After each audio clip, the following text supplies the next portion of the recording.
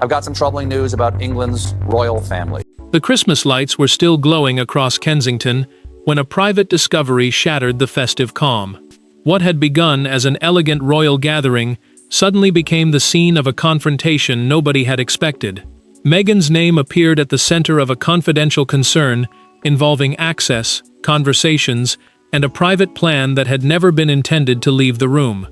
By midnight, senior royals understood one thing clearly. This was no ordinary gala embarrassment.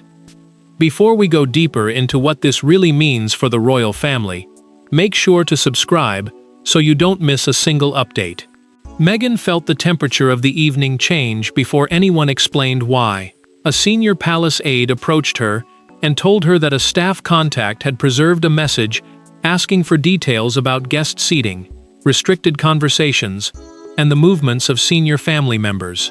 The palace household, meaning the staff and offices that organize royal duties and private events, treated those details as sensitive because the gala mixed public charity relationships with private family exchanges.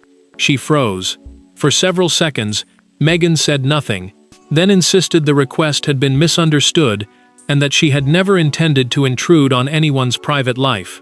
But the concern had already moved beyond curiosity. The preserved exchange contained a sharper question: who had spoken privately with Catherine after dinner? And had Charles joined that conversation? That single line changed the weight of everything. William heard about the message shortly afterward, and his reaction was immediate. The prince lowered his voice and asked whether Catherine's movements had been specifically tracked. He was not asking as a distant royal figure. He was asking as a husband who wondered whether a private family moment had become the target of someone else's plan. William repeated the question, slower this time, and the aide confirmed that Catherine's post-dinner conversation had been singled out. Charles received the printed exchange in a quiet side room and read it once. Then he read it again. The king folded the page and asked, "Who else has seen this?" His concern was not merely embarrassment. A written trail meant the palace could no longer dismiss the matter as gossip, and the monarch understood that every person who had handled the exchange became part of an internal crisis. Meghan, meanwhile, kept insisting that the motive had been misread, yet no one could ignore the timing. The request had focused on Catherine, on Charles, and on a conversation that seemed to matter before anyone outside the room even knew it had happened. And that was the question now tightening around the family. What did Meghan believe was about to be decided without her? Behind the leak were three people carrying three different histories. Meghan believed the palace had long discussed her without allowing her a voice. William believed private family space had to remain protected at any cost. Catherine, caught between both sides, had spent years avoiding public confrontation. Yet the Christmas gala forced all three back into the same emotional battlefield, and every old grievance suddenly felt frighteningly close to the surface. Meghan entered the evening, convinced that decisions about her future with Harry were being shaped behind closed doors. She had learned that Catherine and Charles were expected to speak privately after dinner, and she saw that conversation as a warning. For her, future ceremonial access meant the occasions, invitations, and family appearances that would determine how the Sussexes were treated. Meghan feared those choices were being made without her voice, and that fear hardened into suspicion. William saw the evening differently. The prince believed the gala mattered because it offered one of the few spaces where relatives could speak without every sentence becoming public. Catherine valued that privacy even more after years of scrutiny, so learning that someone had asked when she planned to leave the main reception room struck her with force. She did not react with anger first. She looked wounded. Catherine sat beside William after the gathering and asked quietly, "Was she trying to find me?" He waited several seconds before answering. The future king told her he did not yet know, but his restraint could not hide the concern underneath. If the request had focused on her movements, William feared the search for information was not random. Catherine pressed him again, and he admitted one possibility was troubling him. Harry knew Meghan wanted to understand the mood surrounding the evening. but he had not known that a former staff contact had been asked about movements and private conversation patterns. That difference mattered. Meghan believed she was trying to understand what was being decided. Harry believed she was simply reading the room. Now both interpretations were colliding with a written exchange neither could easily explain away. William began to suspect something larger. He wondered whether Meghan's interest was connected to an expected decision about future Christmas invitations and private family access. Catherine heard that possibility and understood why it mattered. One decision could shape not only who attended future gatherings, but how distant the two sides of the family might become. Suddenly, the gala no longer looked like the beginning of the crisis. It looked like the consequence of an earlier wound. The answer began several weeks before Kensington, when a discussion about Christmas arrangements became the moment Meghan could not forget. Every scandal has a beginning that appears harmless until everything collapses around it. In this story, the turning point was a telephone call about Christmas. No threats were made. No argument exploded. Yet one sentence convinced Meghan that her place within the wider royal family was being quietly redefined. From that moment onward, she stopped waiting to be told what was happening and began searching for answers herself. Harry received the call 3 weeks before the Kensington Christmas Gala and initially treated it as routine. A palace liaison told him that invitations to several private Christmas gatherings would be handled individually rather than automatically extended across the wider family. Private family discretion, meaning senior relatives could decide attendance case by case rather than through a fixed invitation rule, sounded administrative to him. But when Harry repeated the phrase to Meghan, she heard something very different. Meghan fixed on those 3 words immediately. She asked whether Charles had personally approved the arrangement, and Harry admitted he did not know. That uncertainty made everything worse. She pressed him again, asking whether William had been consulted, and whether decisions were already being made about where they would be welcome. Harry urged restraint. He told her not to turn an unclear scheduling conversation into another family war. She refused to dismiss it. Meghan told Harry that ambiguity was exactly how permanent palace decisions often seem to begin. Softly, indirectly, and without anyone accepting responsibility. He warned her that suspicion could become its own trap. She answered that waiting quietly had never protected them before. The disagreement ended without resolution, but the tension did not leave the room with Harry. Meghan reread the phrase, "private family discretion," after he walked away. She stared at it for several seconds, then contacted a former aide who had once worked around Kensington. At first, her question seemed broad. Was anything unusual being planned around the gala? Was there a private family discussion expected after dinner? The former staff contact answered cautiously. Then the questions narrowed. Meghan asked where Catherine would be seated, whether Charles was expected to withdraw with William, and which aides might remain nearby after dinner. What had begun as an attempt to understand the evening's mood was becoming a search for patterns, movements, and conversations. The former aide felt the shift immediately. Instead of deleting the correspondence, the contact preserved every message. That choice would later matter more than anything Meghan had anticipated. One message had started the chain, but the person receiving it was now preparing to make a decision that would carry the entire exchange straight back into the palace. By the time Meghan was asked to step into the private sitting room, she already knew something had changed. William was waiting. Catherine stood several feet away, silent and visibly unsettled.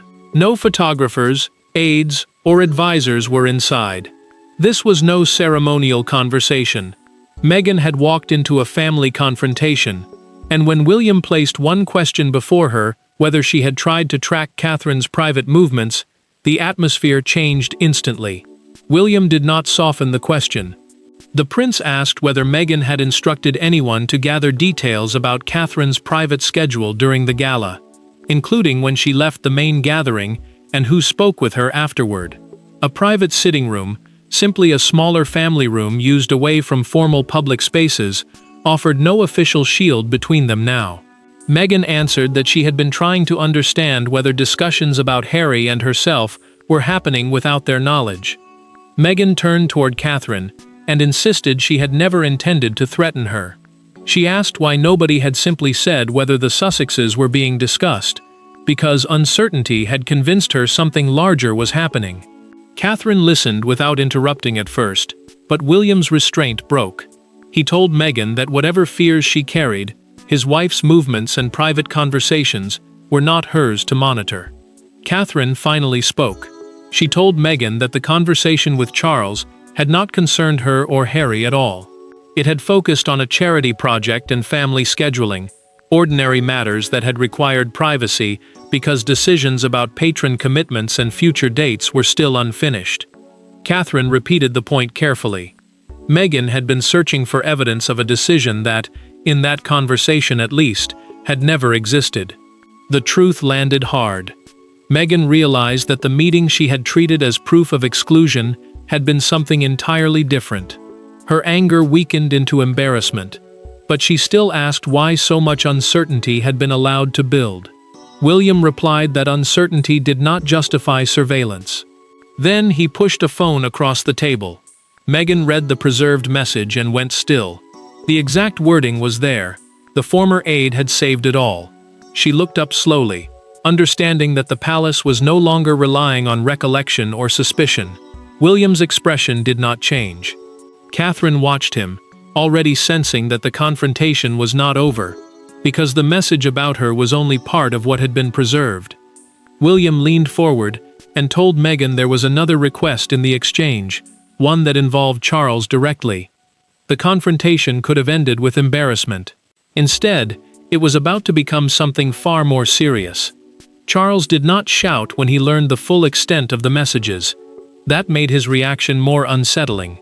He sat with the evidence, listened to the explanation, and asked the same question several different ways. Had anyone attempted to learn the substance of his private conversations?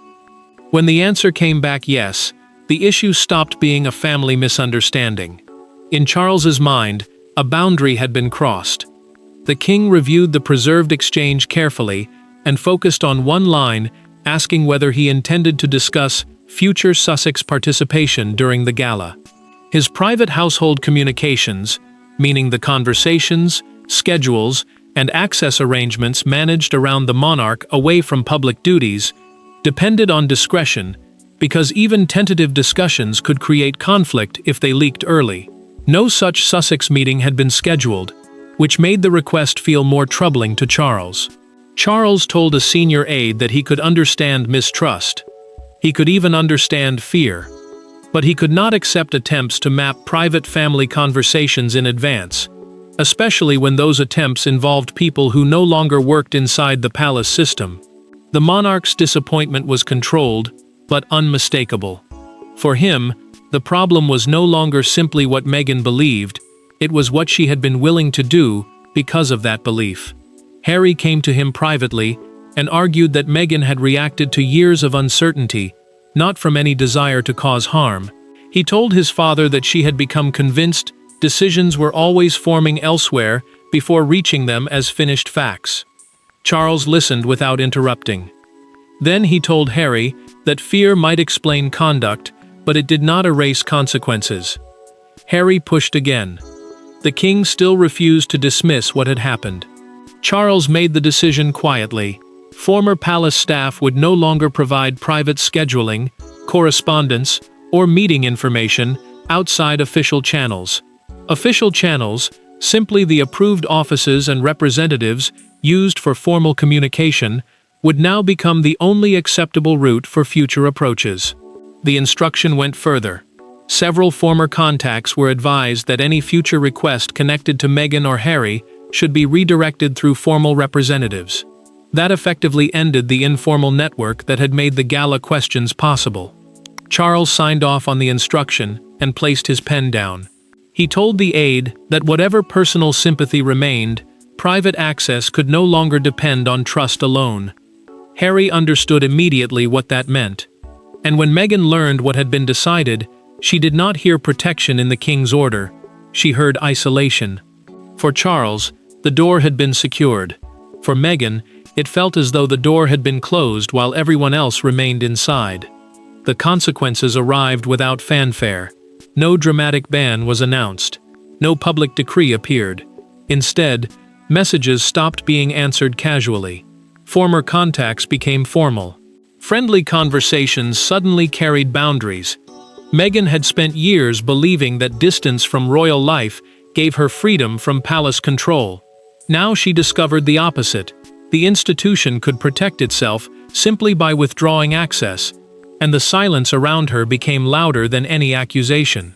Meghan noticed the shift almost immediately.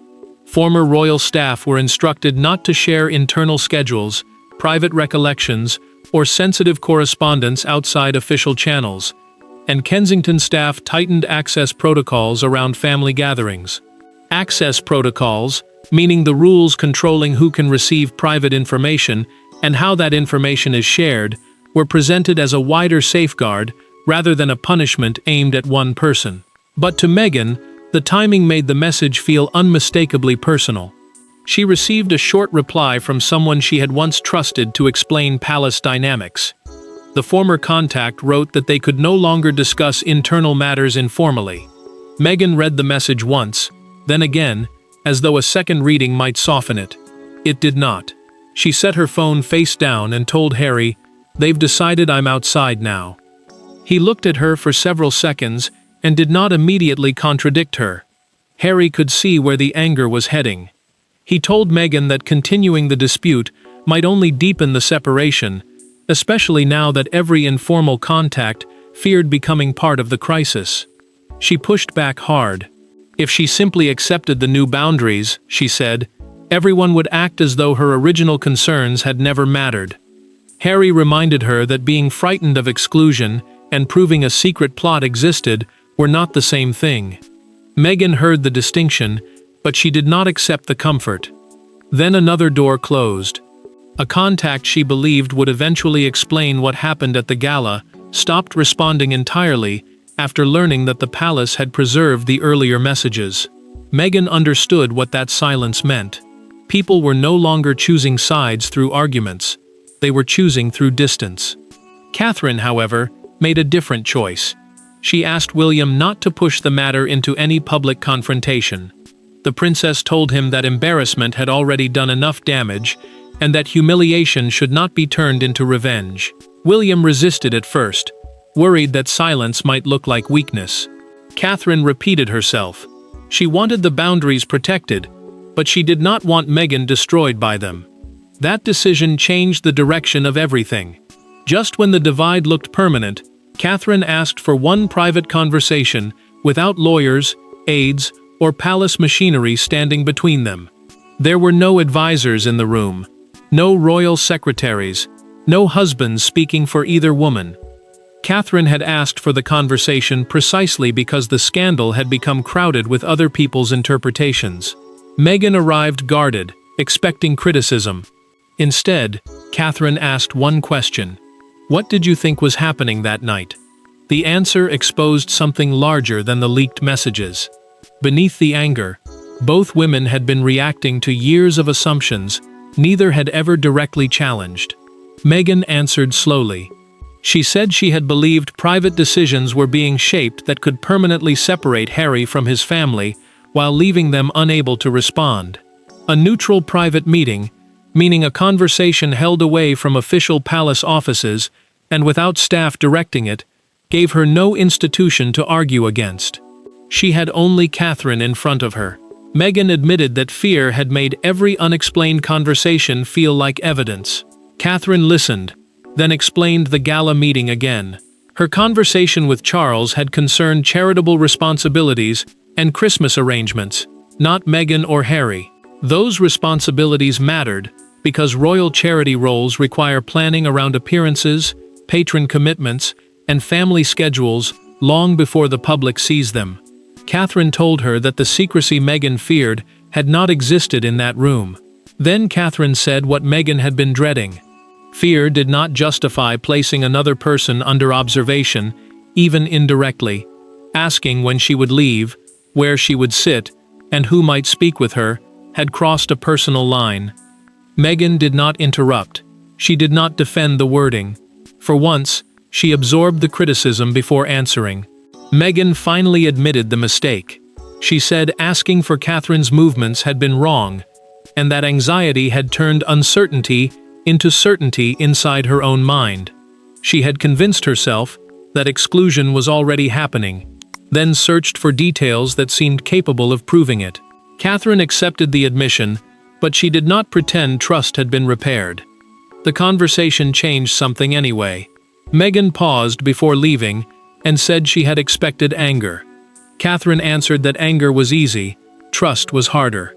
Later, Catherine told William what had been said and asked him not to turn the mistake into public destruction. The prince still wanted firm boundaries, but he heard her clearly. Meghan should face consequences, Catherine said, not humiliation for its own sake. Inside the family, the temperature had finally begun to fall. Outside Kensington, however, someone had begun talking.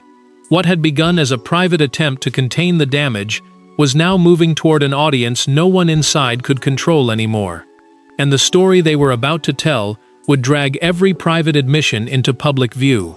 By morning, a private royal embarrassment had become a national spectacle.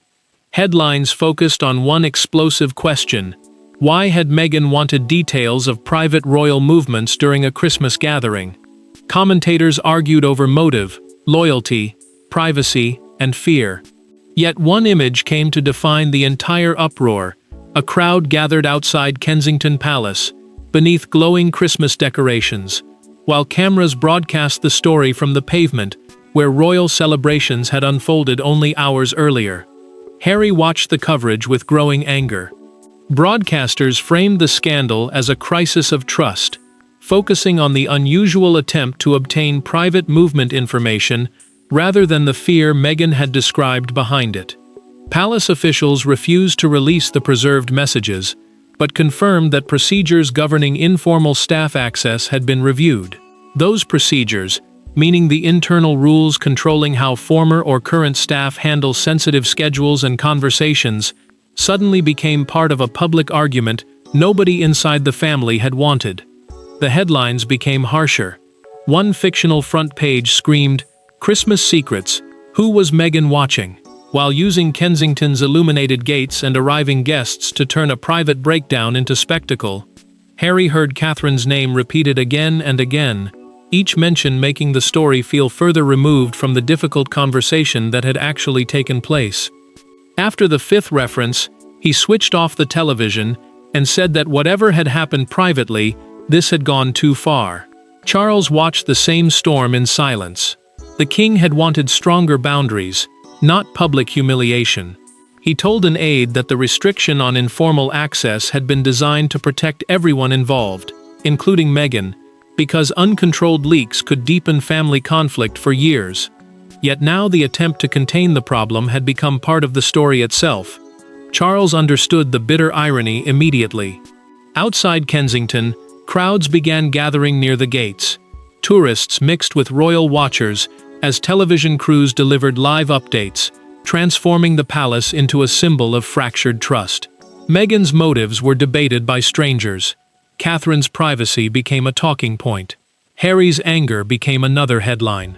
The damage was spreading faster than any private conversation could repair it. Charles knew silence could no longer solve the problem. Punishment might satisfy those demanding consequences, but it could also turn one bad decision into a permanent family rupture. The king had reached the final choice. He now had to decide whether the monarchy would answer this crisis with exclusion or whether someone had to stop the cycle before the family lost more than trust. And this time, Charles knew the decision could not remain behind closed doors. In the end, the Kensington Christmas Gala did not destroy a marriage, remove a title, or trigger some theatrical royal exile. What it destroyed was something quieter and far harder to rebuild: informal trust. Charles understood that punishing Meghan publicly would deepen the wound. Meghan understood that fear had led her across a boundary. William understood that protection could easily become vengeance. And Catherine, unexpectedly, became the person who stopped the crisis from becoming permanent war. Charles kept the new privacy rules firmly in place. The king decided that former staff contacts, private schedules, and sensitive family communications would continue to move only through formal channels. Formal channels, meaning approved representatives and official palace offices rather than personal backdoor contacts, created distance, but they also created clarity. For Charles, that mattered because a family already damaged by suspicion could not survive if private access depended on old loyalties and informal favors. Meghan accepted that painful truth privately. She acknowledged that asking about Catherine's movements and conversations had been a mistake, born from mistrust rather than evidence. She still believed many of her older grievances had never been properly addressed, but she could no longer pretend this particular decision had been justified. Fear had filled the gaps where conversation should have been. Harry reached his own conclusion. He told Charles that he still disagreed with the palace over how many past conflicts had been handled, but accepted that family privacy could not be investigated through relationships with former staff. The monarch listened, and for once, neither man tried to turn disagreement into victory. Catherine's intervention had changed everything. She had refused to let consequences become humiliation, and William respected that boundary, even while remaining fiercely protective of his family. The prince wanted security. She insisted security did not require destruction. Charles finally told William what he believed the scandal had revealed. Royal families, he said, do not survive because disagreements disappear.